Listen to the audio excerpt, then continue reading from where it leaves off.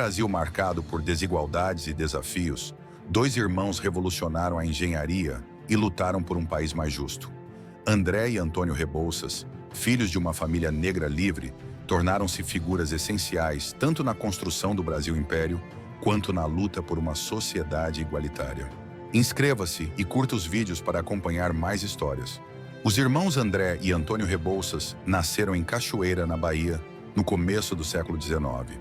Filhos de Antônio Pereira Rebouças, advogado e político influente, eles cresceram em um lar de formação sólida e de forte consciência social, onde a educação era um valor inegociável. Em uma sociedade onde a cor da pele definia o destino das pessoas, os Rebouças desafiaram as normas da época. Sua família investiu pesado na formação dos filhos, o que os levou a estudar no Rio de Janeiro, onde ambos se formaram engenheiros. Formados pela Escola Militar do Rio de Janeiro, André e Antônio logo se destacaram pela habilidade técnica e pela ousadia em projetos de infraestrutura. Seus primeiros trabalhos incluíram projetos de saneamento, construção de docas e obras portuárias, especialmente no Rio de Janeiro. Mas o grande marco na carreira dos irmãos viria na década de 1880, quando eles assumiram um dos maiores desafios de engenharia do Brasil da época: a construção da estrada de ferro Paranaguá-Curitiba. Naquela época, o estado do Paraná precisava de uma ferrovia que conectasse o porto de Paranaguá ao Planalto. Mas havia um obstáculo intransponível: a Serra do Mar.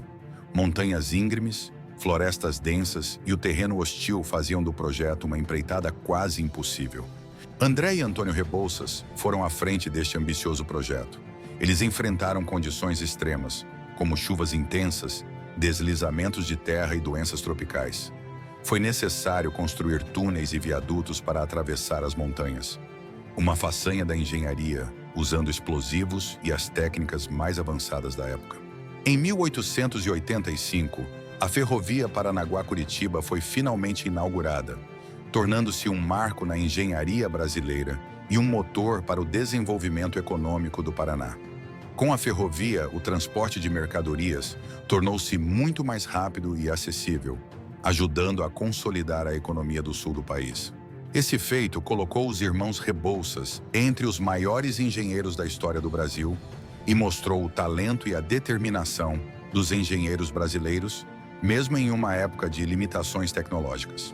Mas André Rebouças não se destacava apenas pela engenharia. Ele era um ferrenho defensor da abolição da escravidão. Acreditava que o Brasil só poderia avançar se deixasse de lado as práticas desumanas de exploração e racismo.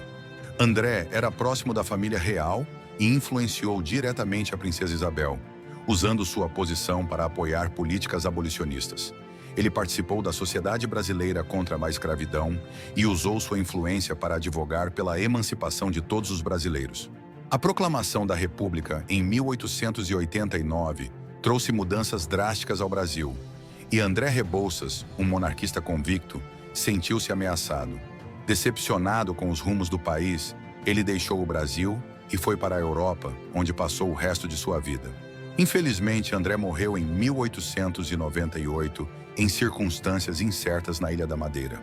Sua luta pela igualdade e justiça, porém, jamais foi esquecida. O legado de André e Antônio Rebouças está presente em várias obras e monumentos espalhados pelo Brasil.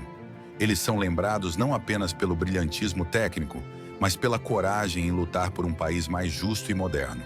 A estrada de ferro Paranaguá-Curitiba ainda opera, um testemunho de como a persistência e o talento de dois irmãos enfrentaram a natureza e a desigualdade social em um Brasil que dava os primeiros passos rumo ao desenvolvimento. Essa foi a história dos irmãos Rebouças, pioneiros da engenharia e da justiça social no Brasil. Se você gostou, não esqueça de se inscrever no canal e compartilhar para que mais pessoas conheçam a história de André e Antônio Rebouças.